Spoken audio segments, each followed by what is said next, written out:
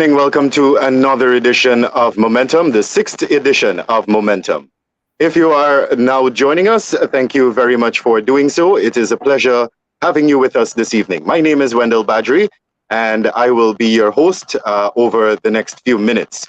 Joining us on the program this evening is the Honorable Member of Parliament, Khemraj Ranjattan, and we will learn a little bit more about him in just a short while. But before we get any further with anything else, let me tell you that this evening we will be talking about agriculture and climate change, or in the reverse order, if you prefer, climate change and agriculture. And we will be learning about the effects of climate change. We will also learn a little bit about how agriculture plays a part in climate change. And so joining us on the program, as mentioned a short while earlier, the Honorable Member of Parliament, Khemraj Ranjattan. Of course, we must say thank you very much to those persons who have made this program possible. So to my loving wife, Debbie, thank you very much for making this program a possibility. I always say thank you to my loving wife because I often say she is the backbone of this program, so to speak, at times financier, director, script writer, producer, you name it, she is there. So thank you very much, Debbie, for making this program a possibility and contributing all your efforts, your resources. Development Institute, they are offering CSEC classes in 7 subject areas for teenagers and adults. Check out their Facebook page at ACE Development Institute or call 691-8783 to register. That's 691-8783. ACE Development Institute. Blended Energy Juice is a natural juice blend in a bottle. It's made from real fruits, has no chemical additives, and tastes absolutely great. Get your bottle of blended energy by contacting 608-2063. That's 608-2063. And we must also say thank you very much to Signature School Transportation Service for making this program a possibility. They offer pickups from home and drop-offs to their respective learning institutions. Signature School Transportation Service understand that this is something you would love to do yourself, but time, work, traffic, among other circumstances prevent you from doing so. You can absolutely trust them with your loved ones. They guarantee that they will get them to their destination safely and on time. Book your child seat by calling 648-1000 or 624-9480. That's 648-1000 or 624-9480. Signature School Transportation Service. Once again, thank you for joining Momentum. A pleasure having you here. And my name is Wendell Badrie. I'm your host for this evening. Joining us on the program this evening is attorney at law and co-founder of the Alliance for Change. He is also a member of the National Assembly since 1992, and he is currently a member of the National Assembly under the APNU AFC banner. Honorable Member of Parliament, Khemraj Ranjattan, good evening and welcome to the program. How are you this evening? Thank you so much, Wendell, for calling on me to at least make some remarks on an extremely important topic. I'm doing all right. Preparing my address to the Parliament for the budget debate, which will commence on Monday. I will be speaking first on Tuesday, the next day, at around 10 o'clock. And so I have to get my points together to, as best as possible, do a legitimate and try as best as possible to do a sound critique of the budget as presented by Ashley Singh. So I'm working hard on that. And every other thing, going pretty nicely for me, family and so on. So I'm glad to be on your program. All right, happy to hear that. And thank you once again for gracing us with your presence. Sir, as you mentioned, you were preparing your budget speech. And so without preempting or trying to, capture it before your presentation, we would just like to hear maybe where your thoughts are regarding the budget. So do you mind sharing that with us? Well, the budget is extremely one that is emphasizing infrastructural works infrastructural programs, infrastructural development, as it were. And I believe that at this juncture of our history, the poverty alleviation and the support for a lot of rural and urban people ought to have been far more emphasized. And that's the criticism that I would have. What I would have preferred is a lot of the infrastructure work being lessened to probably almost 40%, and that money going towards those other projects that would have seen our old age pensioners getting some more monies, disability benefits going higher, and our wages and salaries, which I understand will come a little later. It was not announced in this budget, but a little later, and we don't know how much that will be. But so I would have preferred more a people's-oriented budget rather than an infrastructure-oriented budget. I only got calls this afternoon from Babishans, the Region 6 set of people that generally would talk to me about these matters. And they're saying that, a lot of them can't get 2 square meals presently. Some other people are indicating that they can't even do well with 1. And so it is important that we should have done better in relation to that aspect of the matter. Not necessarily subsidizing, but also trying to bring down taxes, that same VAT tax, across the board, rather than reducing it for electrical vehicles. When we know that nobody in Guyana, it got to be some rich man going to buy a brand new electrical vehicle, which will cost about 49,000 pounds or 49,000 US dollars. And so it is important in that context that I will address my speech there and make some points in relation to that. There are lots more that we will talk about. Governance issues. I found that governance has taken a dip under the PPP government. And of course, corruption has increased. And that is why in the international reports on corruption and governance, we have seen even the State Department making that same point. So those are some of the things that I would want to deal with. And oh yes, this government has inherited a humongous amount of money as a result of the oil and gas agreement we signed on to in 2016. And you will remember, Wendell, that they said it was a rotten agreement. But today that agreement is giving them $1.2 billion. And this year it might go to $2 billion US dollars, all of which now they are going to spend. What we prefer is better spending, the money management as a result of that oil largesse. And we're not seeing that. We need more training. We need the students at University of Guyana to get their loans wiped off and even wipe away the fees, erase the fees that UG students, because we can now afford it. Remember the people who brought back fees to the University of Guyana? It was the PPP. And so a lot of people don't know that. But in 1993, 94, that is what they did. And we still have it now. But now that we have this huge largesse, $2 billion US dollars so far, or thereabouts, it is our time that our struggling students become beneficiary of that largesse.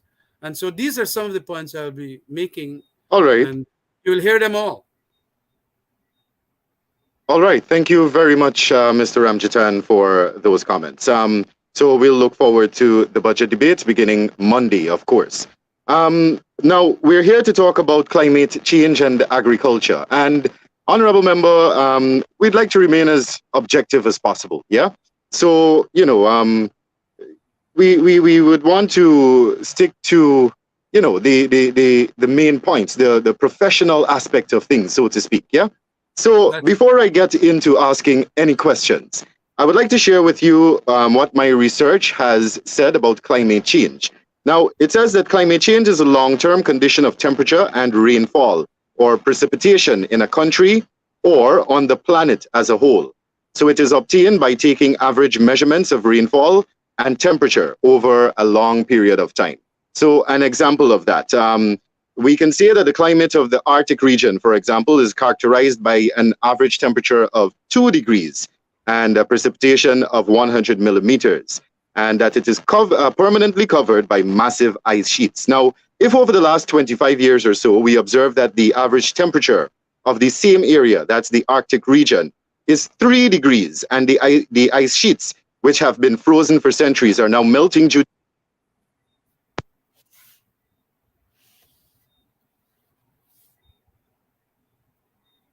is changing, right? So that's an example of climate change. Now, how will climate change affect Guyana? This information is taken from the Office of Climate Change, which falls under the purview of the Office of the President. Now, it says in Guyana, we can expect Guyana's temperature to rise between 1 to 4 degrees Celsius by the end of the 21st century. It says that sea level is also expected to rise by 1 to 3 feet by the end of the century. There will be changes in the pattern of rainfall, leading to more intense periods of rainfall and longer dry periods. With 90% of our population living on the coast, which lies below sea level, and on which much of our agriculture and food production is located, sea level rise and high intensity rainfall will damage our agriculture and destroy our food security. Our road and housing infrastructure also stand to be destroyed. So that's a little bit what research has proven with regard to climate change and how it will affect Guyana. Now, Honorable Member, if you could share with us, you have served as a Minister of Government, although not in the agriculture sector. Now you have responsibility for that sector on the opposition benches in the National Assembly. But you must have information. So we would like to understand, maybe in terms of a figure or a number, right? What will be the impact on our agriculture sector in Guyana as a result of climate change? If we may begin with that. Well, the impact is going to be massive.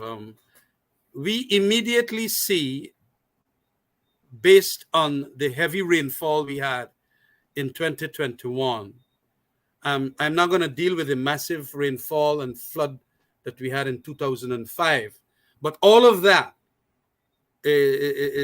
are effects and the repercussions of climate change and global warming. Indeed, it is weather patterns changing to the worse, as it were. And so the impact will be almost humongous in relation to affecting our agriculture, affecting our infrastructure. We have to make sure that we build probably higher seawalls. We have to do lots of more drainage systems that will take out the heavy rainfall back into the ocean. And of course, in the meantime, livelihoods are going to be very much affected adversely to the extent that floods are going to wash out people's crops. Rice is not going to have the yields and the production level. Sugar will not do well. And these have been proven over the last couple of years. Production levels of rice, sugar, and other crops have declined since 2020 and from 2021, 22, and I'm certain this year too. Because remember, we normally would associate Guyana with 2 rainfall seasons. May, June rains, which always come, and then the December rains. But we see that the December rains have started earlier, since probably October.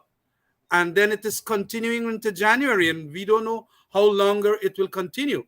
But from all we are hearing from the meteorological department and also the international climate people, ICPP, I think it is called, the United Nations, is that we are going to have huge changes of weather patterns.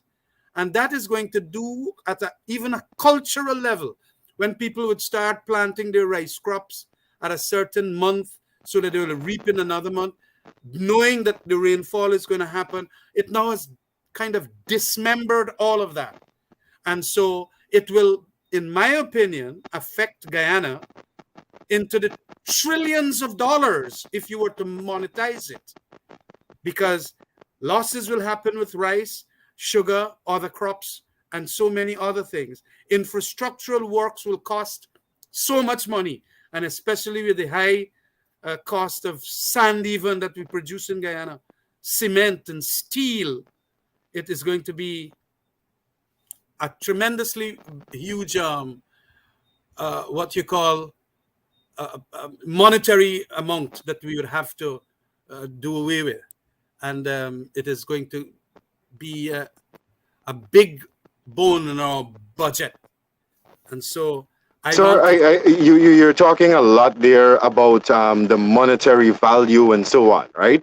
And I'd like to jump in here to find out, because you did mention in your presentation about livelihoods. And so we'd like to move to that aspect. What about the human resources? How do they stand to be affected? And by the way, that's not to downplay anything that you said, because they all sound like very terrifying and, like you said, adverse effects as a result of climate change. But if you can paint a picture for us with regard to how it would affect the livelihoods, the human resources of our population. But again, it will have a negative effect. I want to make it a point that notwithstanding the climate change, there are other factors that can affect agriculture and the livelihoods of farmers.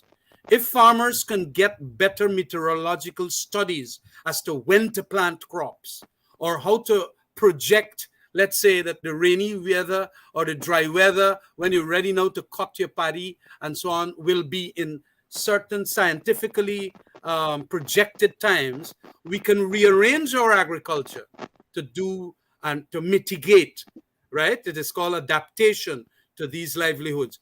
And so also, it could also, notwithstanding the devastating impact it can have, if we can get the scientific departments of our country, namely NARI, to produce certain better varieties that can be resilient to climate change. And so the adaptation will mitigate the harshness of the impact and livelihoods. And so we need our units and departments knowing very well that this thing is coming at us. What can we do?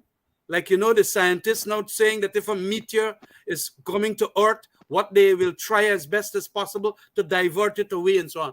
We got to start thinking about that, because day follows night or night follows day. This thing is coming. And knowing that we are 6 feet under the sea level already, knowing that we have so many negatives, we can start doing these things via our various agricultural units, NARI, meteorological people, even the Statistics Bureau telling us, where land is available that is on higher ground and so on. And the planning, the CH, not CHNPA, but this Lands and Surveys Department that knows a lot about our land. We now will have to start migrating people to these higher lands so that we can mitigate the effects and adapt to climate change, to neutralize the negative impacts it could have. So it is not all bad a picture. Right. We know that it could help. Right. So the key to all this is to ensure that there is adequate planning.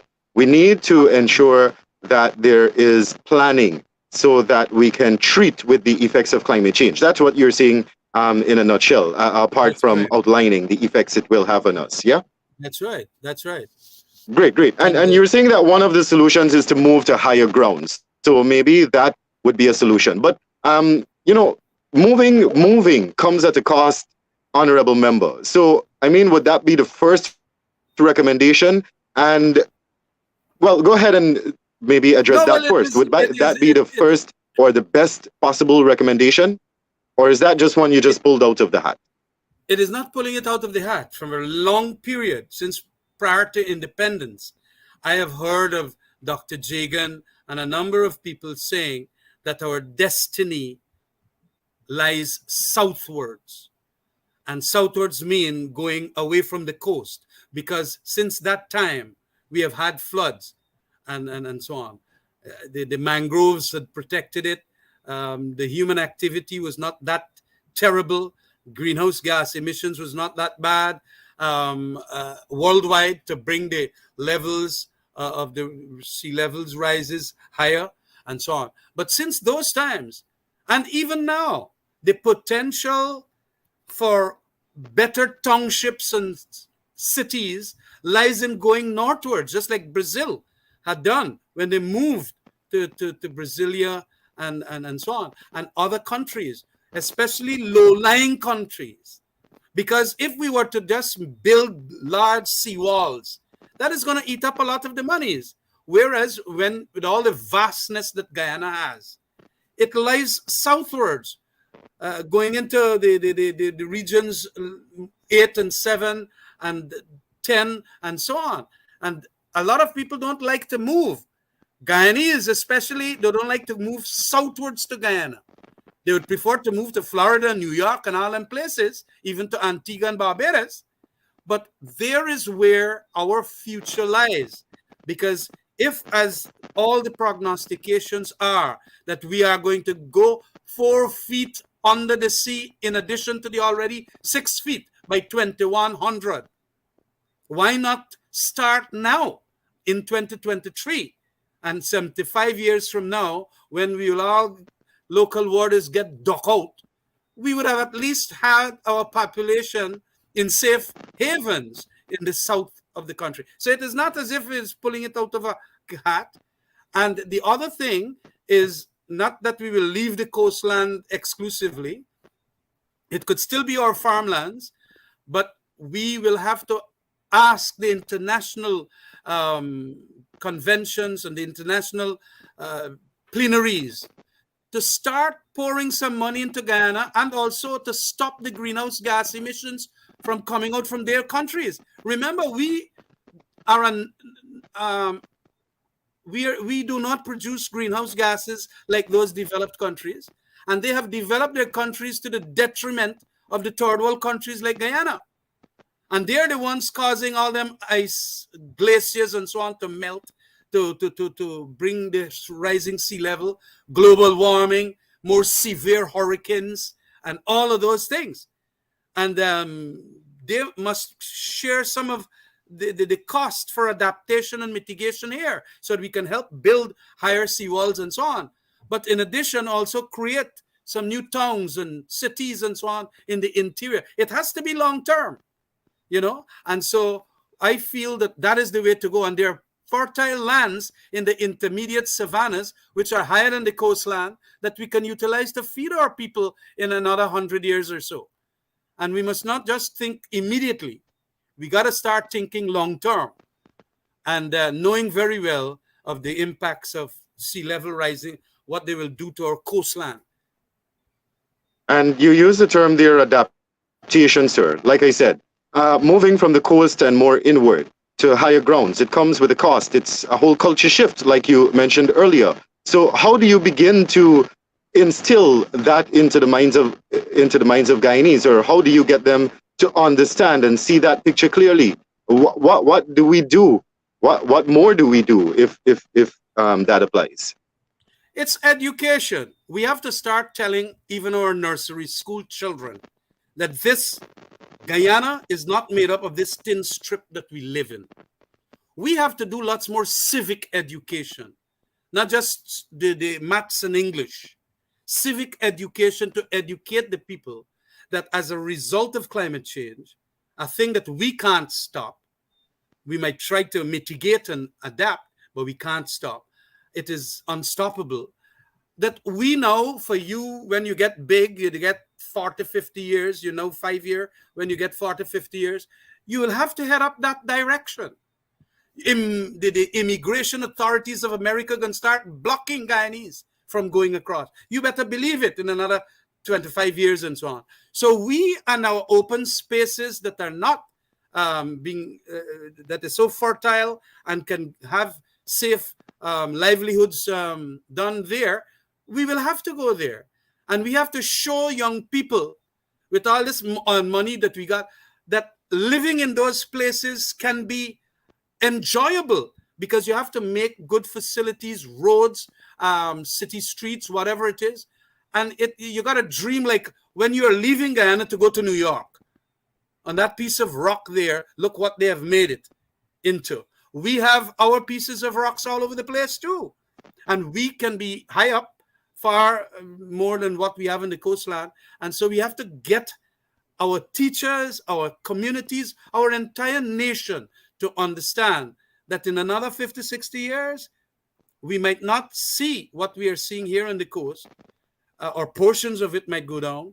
And so we'll have to start making the preparation for inward movement. And that is important. It's education. When we sit around the table eating with the family, we have to talk things like these. Not only Ranjattan and Wendell Badrie, we got to start telling them, because that's the truth about where the world is going. And in any event, our population will get larger, I hope.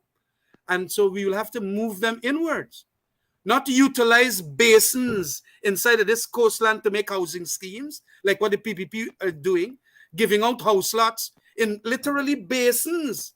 You check out the diamond scheme and all of these other housing schemes that they're opening up. People got to build almost 3-4 feet, fill up the land, and then they do the foundation and they start doing all kinds of things. That is going to be made easy. And so it is important that we understand that that is the way forward. Yes, thank you very much. Now, we heard from the non-resident Japanese ambassador to Ghana back in 2016, I believe it was, as well as the FAO's Deputy Sub-Regional Coordinator for the Caribbean, Dr. Lystra Fletcher-Paul, when they were here to launch the Climate Smart Resilient Project, I believe it was.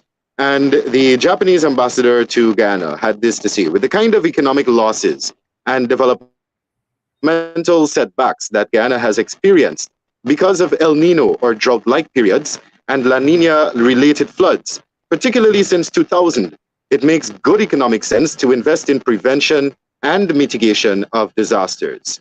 In 1998, as a result of drought, 35% of Ghana's rice fields were left uncultivated due to insufficient water.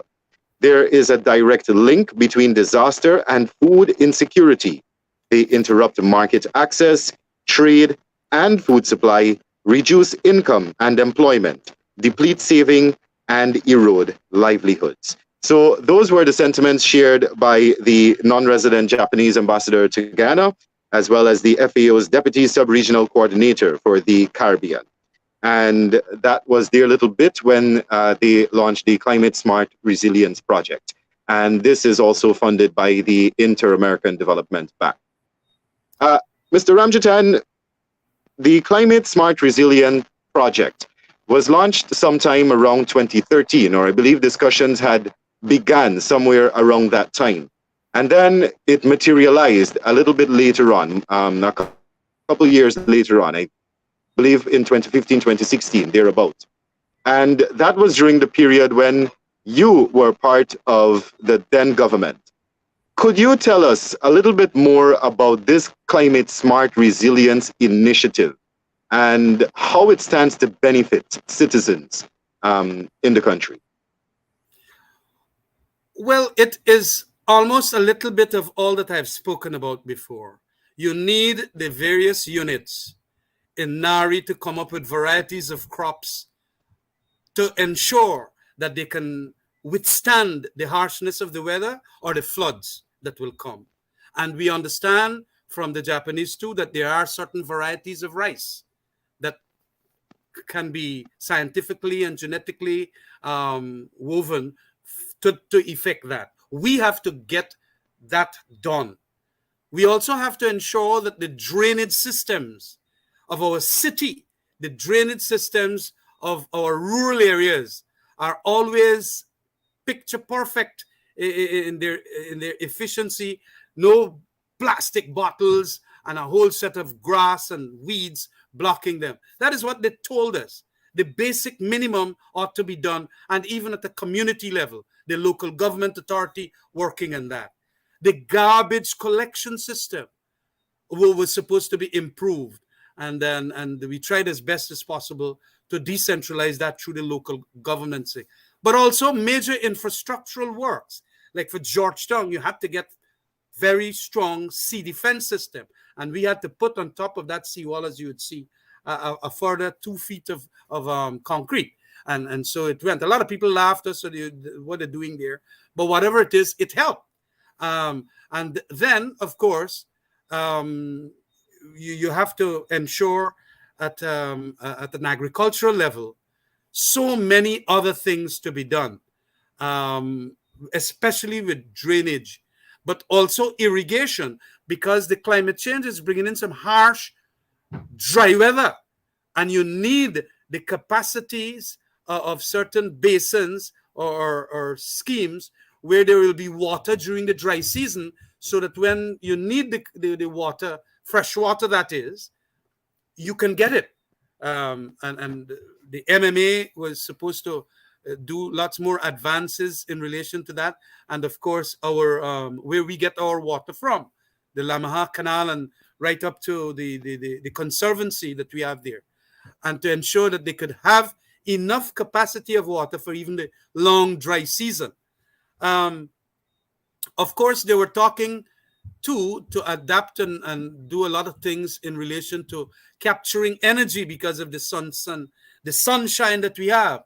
And it could have helped if we had the resources like we now have. One of the reasons why that we signed on to that agreement in 2016 was knowing that you had to have a huge set of capital to get into the designing of better systems for the resilience that the Japanese were talking about. And that is one of the reasons we signed on to that agreement, because when we started calculating at $63 per barrel, and we are going to get 1 million barrel the first and whatever and so on, we said, well, then we're going to get the money to do all of these things. The PPP now has the money, and I don't want to talk politics here, but it requires, as you even just mentioned, a huge amount of capital to get that resilience going. However, the resilience can't be just for the coastland. We have to open up the interior of our country going southwards. And as part of our action plan and as part of our manifesto, since those days, we were saying our destiny lies south. We can have longer links with Brazil. We will be closer to the energy generators, meaning by that time we should have hydroelectric projects and so on, and the transmission lines for cities and so on, or townships within the interior will make life far easier, because even if you do the various Tortuga, Amila, and so many other hydroelectric, the transmission lines will not be that you have to go to Essequibo and right down to Uriala and whatever. You can have all of those fitting nicely into place as a result of moving southwards. So I am not the best designer of these projects, but what I have heard as a member in government is that indeed it is very appealing and attractive for us to start thinking that our next generation, and even the other generations after that, that they start linking up out there, in those various regions. Right. And that's exactly why we have you on the program, sir, because you have a lot of resource information that we may not be privy to. And that's what it's all about. Allow me to inform you that East Development Institute is supporting Momentum, and they are offering CSEC classes in 7 subject areas for teenagers and adults. Check out their Facebook page at East Development Institute, or call 691-8783 to register. That's 691-8783. Ace Development Institute offering CSEC classes in 7 different subject areas for teenagers and adults. Doorbridge Estates, if you're looking for coconut oil, dried coconut, and coconut water in wholesale quantity, then contact Doorbridge Estates on 661-2716. That's 661-2716 for coconut oil, dried coconut, and coconut water in wholesale quantity. Blended Energy is a natural fruit blend in a bottle. It comes in different flavors and in different sizes. Blended Energy is the tastiest fruit juice you'll ever taste in your life. You've got to try the soursop, golden apple, tamarind, guava, cherry, or pine. Or you can even go for the mixture and enjoy the blend of all the flavors you love so much. Contact 608-2063 to order your bottle of freshly made natural fruit juice. Blended Energy Fruit Juice. That's 608-2063 to place your order. Once again, 608-2063. Blended Energy, natural energy in a bottle. And Signature School Transportation Service, they will collect your precious ones from home and take them directly to their respective learning institutions. They understand that this is something you would love to do yourself, but time, work, traffic, among other circumstances, prevent you from doing so. You can absolutely trust them with your loved ones. They guarantee that they will get them to their destinations safely and on time. Book your child seat by calling 648-1000 or 624-9480. That's 648-1000 or 624-9480. Signature Transportation Service, taking care of your responsibility just like you would. If you're now joining the program, thank you for doing so. You are with us on Momentum, and this is a program that has been crafted for men especially.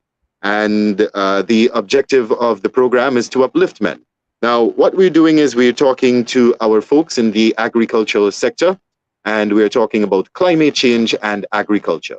Joining us on the program this evening is the Honorable Member of Parliament with responsibility for agriculture on the opposition benches, Khemraj Ranjattan. And he has already shared with us some of the impacts that we can expect to see over the next century, at least with regard to climate change. And what he has said, just to recap a bit, is that the destiny of Guyana, its youth and its future, lies southward. And that being so, because southward is where there is higher ground and perhaps even more fertile ground. In a nutshell, that is what he has said. Am I correct, sir? If I may ask you to You're saying justify that. The fertile ground will definitely be the coastland, but we have to, in view of the difficulties with flooding and all of that. And look, I want to make this additional point. Important. The most powerful country in the world, USA, they got all the best meteorological centers. They got all them whatever fancy systems. And only recently, this climate change hit California. Flood up, millions of people are affected. And California is, in some parts, lower than in Guyana. Still higher than in Guyana. We lower than them. Now, if a kind of a rainfall that comes that way, our way, again, like in 2005, and then we do not have pumps to pump it out quickly, whatever it is, and every more often you're going to have that happening, as is happening in California. When it's hot, it's really hot, and you get forest fires and all of that. And then when it too much rain, it's flooding out, river banks overflowing, and millions. If you could have that in the most developed country in the world, why wouldn't it, as a matter of logic, happen here in Guyana? And especially with our substandard levels of so many instrumentation and personnel.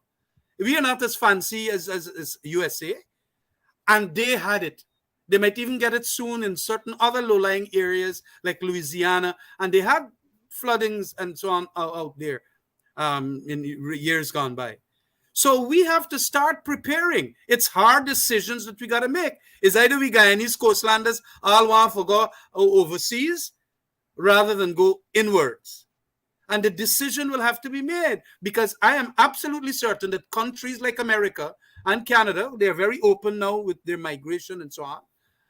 America is getting bad at it, especially under Trump. But whatever it is, we might not find ourselves getting that kind of status there. And so you can't run away, but then we got to be patriots. We have to stay, build our country, move, if we got to move, to south. And that is what is important, because all Guyana belongs to all Guyana. And so we have to start making the moves. And little by little, our townships should grow. Georgetown, remember, 100 years wasn't a Georgetown like we got now. So it expanded. And similarly, in the interior, we have to go and start communities, and then communities into towns, and then towns into cities. That happened also in America. America did not have Denver after hundreds of years. Denver and Colorado and so on, all over San Francisco and so on. It took hundreds of years, but they went in that long trail from New York or the 13 colonies right down to the other end, to the Pacific end. We got to start thinking about that. And more, our people, your reporters and so on, and our artists and our people will have to write about the beauty of that territory. And there is where we're going to go. Me and you might pass away and so on, but there is, as you said earlier, education. Yes, it's education. Yeah. Sir, as we continue with the subject, climate change and agriculture, and you just mentioned about, or we just mentioned about education. I was reading, about the subject, and I came across some information suggesting that agriculture is also a major contributor to the climate change issue. I heard you mention earlier about drainage and irrigation. Although those are maybe supplemental issues, I would like for you to maybe outline and help us to understand how agriculture can be part of the climate change problem. And Well, when we I speak am about not. agriculture, as a matter of fact, we're talking about our crops and livestock, yeah? Yes. Well, it's livestock that is really, as far as my reading goes, that livestock is one of the dangers, with the gases that greenhouse gases emission, and I am not the scientist that you should be asking these questions to, but indeed I have read a couple of things. That's because these fellas from India have indicated that indeed agriculture plays a role in climate change. The opening up of new agricultural areas. To open up new agricultural areas, you need to cut down trees and the greenery. And to put livestock there, they have an adverse effect. Um, and so it is important that we understand. But you have to eat. So you got to produce grains, staples, livestock, poultry, all of those things you have to produce. So the amount that is produced as a result of production to sustain lives, you can't do without that. You still got to go and plant rice and plant Badrie and Bora and Belanje. You still got to go and do. Like you said, we got to eat. We got to eat. So and then the effects of it are not so Yeah. bad to the extent like transportation, like construction. Those are the things, especially cement and so on. We understand that they produce a lot. Transportation, especially with cars, the gasoline, fossil fuel burning is a huge emitter and so on. Luckily, we in Guyana got so much forest that we are a net carbon sink, as it were. We produce, when compared to the sucking up of the forest of our greenhouse gases, the carbon dioxide and so on, we don't produce anything much or anything at all. We are a net carbon sink, as it were.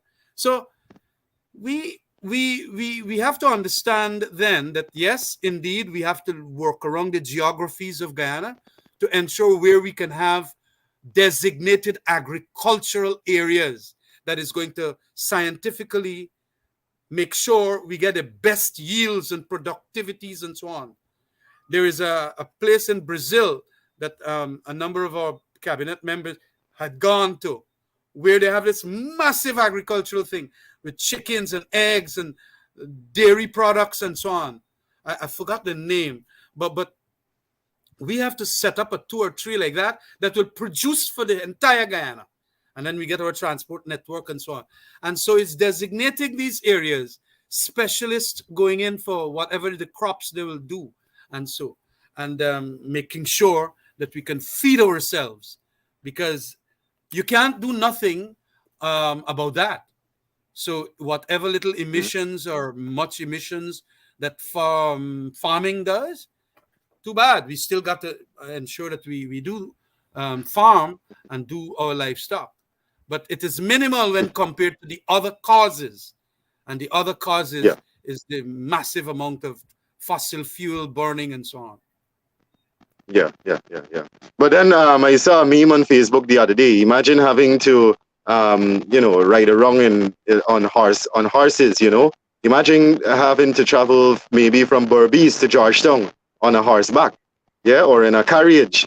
So Yeah, maybe no, but that is why the world's scientists and all the smart people in like Tesla, motor cars, and so on, they are now yeah, yeah, creating electric cars. Look, electric, right, right, ExxonMobil, the same company we sign on to, knew that climate change is going to affect low-lying countries like Guyana years ago. Since 2010, they had that report. But we knew of some of these things from other scientists, the green scientists, if you may call them that.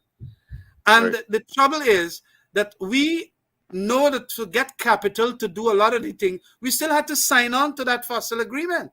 We got in costs from my good friend Melinda Janke and a number of you. We should not have signed on to the agreement because it's going to damage the world. Look, we have to be very pragmatic.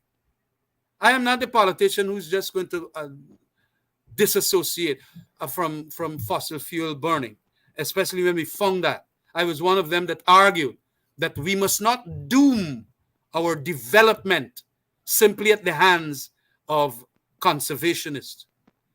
We had to go and sign that agreement and do it quickly because we know the pressures will come far so that we can make our couple billions of dollars and to get drainage and irrigation, get our townships better in the interior area, our road networks and all of that, our bridge networks and all of that.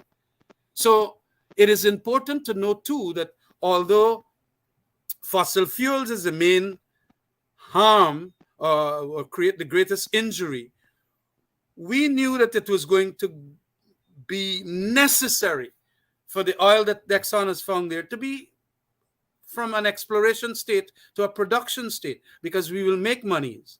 And that will also help with all the damaging effects of climate change.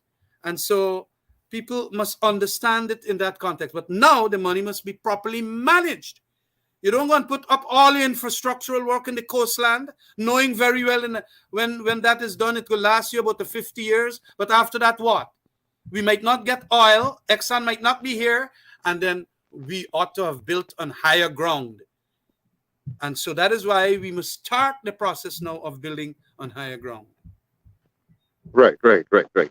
And you mentioned earlier, sir, that we're a net carbon sink. And as a matter of fact, it's something that I still hear being thrown around. We even heard it from maybe one of the highest offices internationally when Donald Trump removed or did not sign on to the Paris Agreement. So it's something that we hear a lot. Climate change is not real. It's something that is just made up. And in reference to Guyana being a net carbon sink, shouldn't it be, especially for persons who are seeing that, climate change is not real, shouldn't it be that Guyana is not affected because we have vast forests and we also share the Amazon with Brazil? So doesn't that make us not eligible, for lack of a better word, suffering from the effects of climate change? No, absolutely not. Our forests are on the highlands. Our coastland is where our people are. And since our people are here and the climate warming, with global warming and climate change is going to raise sea levels, our people are going to be affected. Our forests suck up because of the processes of taking in carbon dioxide and so on. They cause us to be a net carbon sink because of the fact that the amount of fossil fuels that we produce here in Guyana, although the cars create a lot of congestion on our roads, and we got more cars now than ever before, all of that, when you combine the gas emission from that and our construction industry and whatever else, our farming, and our livestock and everything, our if you calculate the amount of carbon emissions there, especially carbon dioxide and methane and whatever, our forest sucks up more than what we produce. That is what makes us a carbon, what you call a net sink. And so it is important to understand it. But we have that as being the reality for Guyana. So we can tell other countries that our forest, and it is only because of sheer luck or God-given resources there, that makes us a net carbon sink. But that does not mean that we must not bring in or start bringing in electric vehicles. And I'm glad that at least Ashley Singh, our finance minister, did say that he's going to give what is called total VAT exemption if you bring in electric vehicles, brand new electric vehicles. More electric vehicles, yeah. Yes, and that is a good thing. What we got to also do is to increase, and like the wind farm that Mr. Lloyd Singh and a number of the investors that he's along with, we should start ensuring that these people come up with these renewable energy sources rather than diesel and bunker C fuel and so on in the present moment. But that is where the management of the country comes in. Why is it that the wind farm can't come into operation? Because the people are ready. And sometimes it's the politics of it. We don't want me to talk about that, but all of these things, we have to start managing the country properly, not only its finances and capital and the oil monies, but governing in such a way that private sector people will come in with their big set of solar panels, and each house might start getting solar panels if it is cheap and so on, so that people could get their batteries and so on, and they could plug up to their refrigerator and freezer and so, and all of that will help. And if everybody in the world do that, because I was listening to a program from some experts, and they were saying the global GDP, it's only 2% that is required to ensure that we cut that increase temperature to minimize it for the next 25 years at 1.5 degrees Celsius. The way we are going now, we might very well get it more. But if countries like America and China and all of them start putting in the necessary resources, we could cut this thing and we could save ourselves from all that dastardly impacts in 2100 to going to by 4 degrees Celsius. 4 degrees Celsius mean a lot of we can dead out with that kind of heat. You're going to get air conditioning all over the place, even put the road top and so. It's not going to work. And it has killed a lot of people in India, that heat wave, and so on. And lots of other countries, even in Europe right now, they are feeling the impacts. All of them, if they now collegially come together and sign on to spending just 2 to 3% of global GDP, we are going to make adaptation and mitigation, bring down this thing. So we're not going to get 4 feet of sea level or 4 degrees Celsius heat when we tap. All of that will have to So the big question is why the big question right now is why are we not doing that as yet, right? The big question is that. The big question is because the lifestyles will have to be changed. And lifestyles in America, them Americans want one household must give 3-4 cars. I mean, it is something you can't stop people about their lifestyles. We in Guyana, very many families now can afford at least 1 car. But a number of people, and they burn so much energy, and the energy is not coming from the renewable sources. It is coming from fossil fuels. And that is where we got to change the lifestyle. Thankfully, the scientists and the engineers like Tesla and the other people and so on, they have come up with cars that will lessen that. And we got to start importing those cars too, and setting up these electric stations rather than gas stations. It will also be lobbying will come from the gasoline people. No, hold on a while, just don't do that yet, and so on, because it's in their interest to continue that, like ExxonMobil, when it didn't come out in the 2010 with the study. It is in their interest to do it. I must say it was part of our interest in 2016 to get the oil out so that you can get some monies too. And interest is what governs the world too. Yeah. That's another big consideration. The truth is, what are in our best interest at this stage? Take the oil out there, Exxon, so we can get some more money, because we're still going to be a net carbon sink. And that is why also carbon credits too is now being exchanged for money is monetized. And we were this year going to get 150 million from the carbon deal, the art trees. Now that we have negotiated that. Of course, Ashley went on with his politics to take all the kudos for it. Well, no problem. But spend that $150 million this year. Spend it well so that we can, get the whole country enjoying it and not only a few people. And so that's the way we must go in the context of this big dilemma that we got, which is, look, we are producing fossil fuel now. It is bad for the world, but we got to say it's good for us at the moment. And other countries that find oil and shale oil and all them things, like America, they're still producing.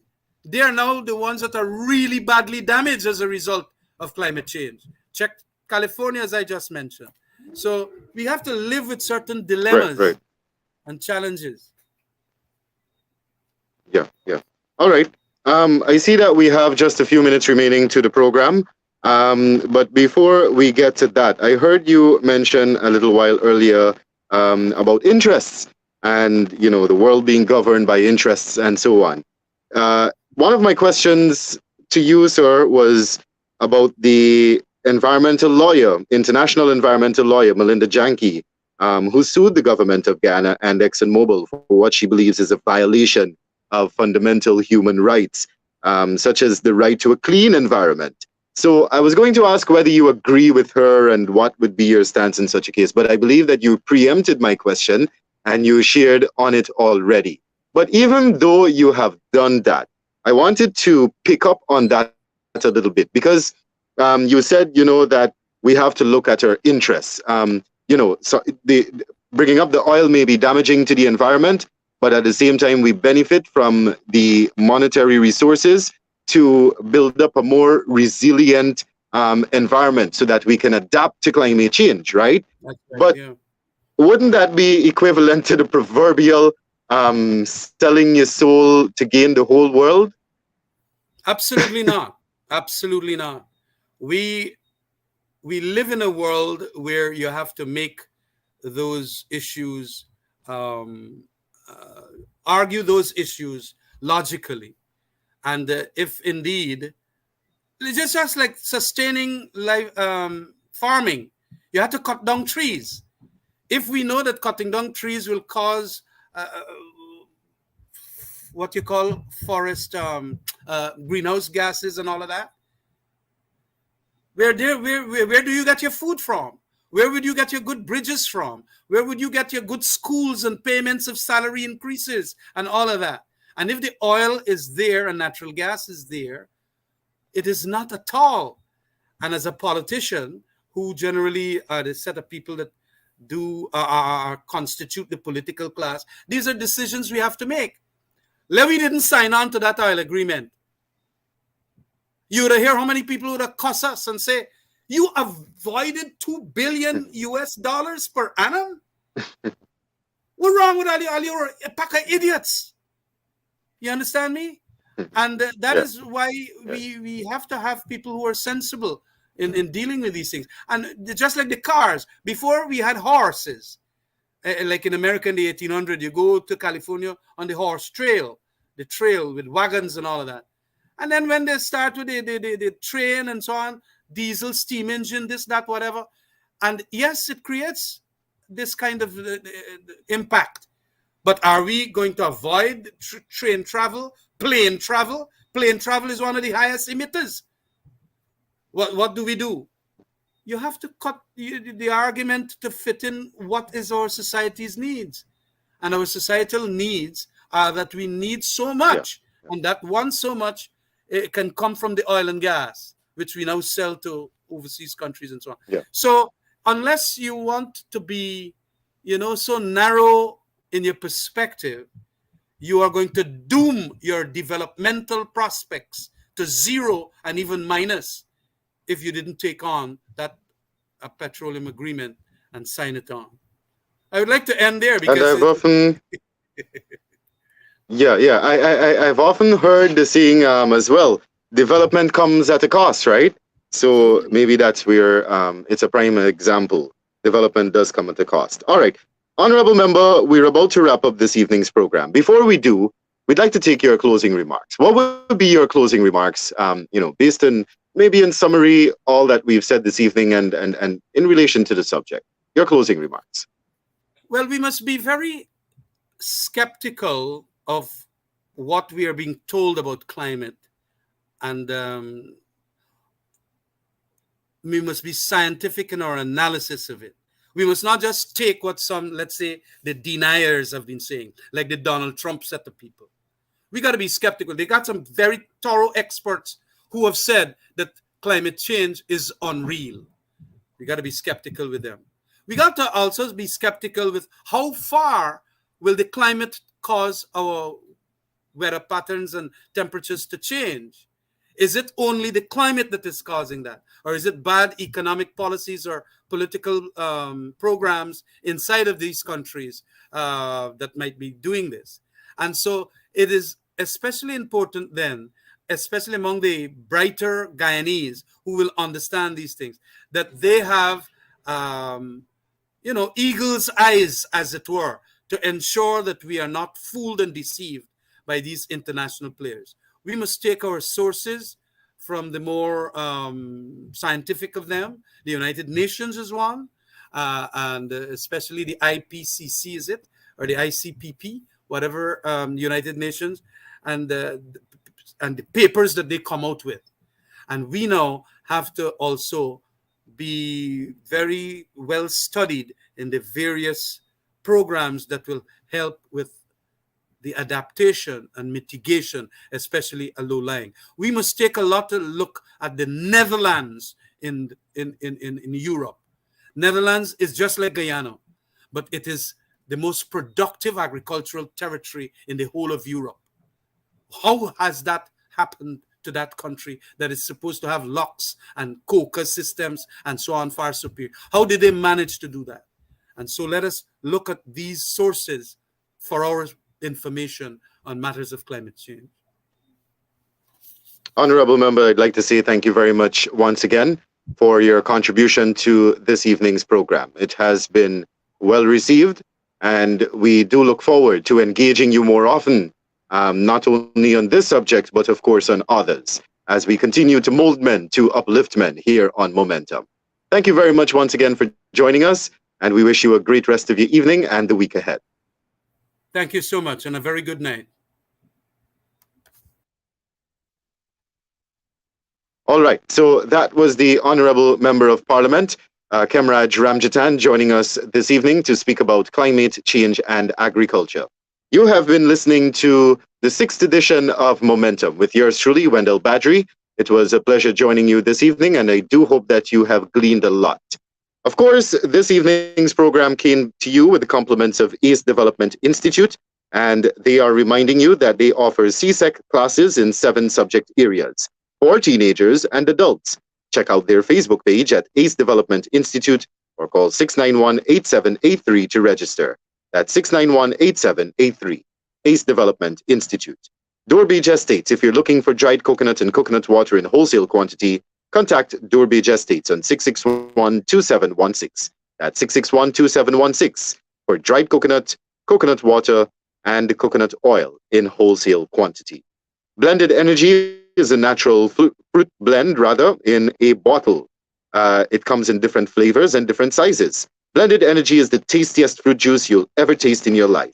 You've got to try the soursop, golden apple, tamarind, guava, cherry, and pine, or go for the mixture and enjoy the blend of all the flavors you love so much. Contact 608-2063 to order your bottle of freshly made natural fruit juice. Blended Energy Fruit Juice.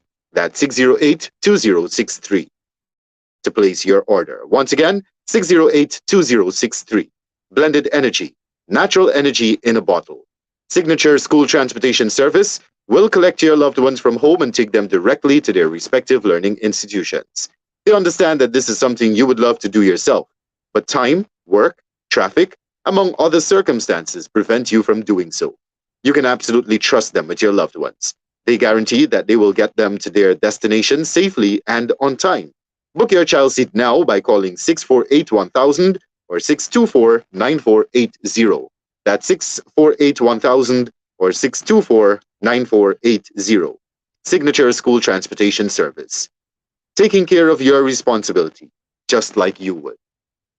Well, I'd like to say thank you very much for joining us once again. It has been a pleasure keeping you company, and I do look forward to your company next week as we discuss smoking on Momentum. Have a great rest of your evening, and until we meet again, Wendell Badrie saying so long. Take care. Bye-bye.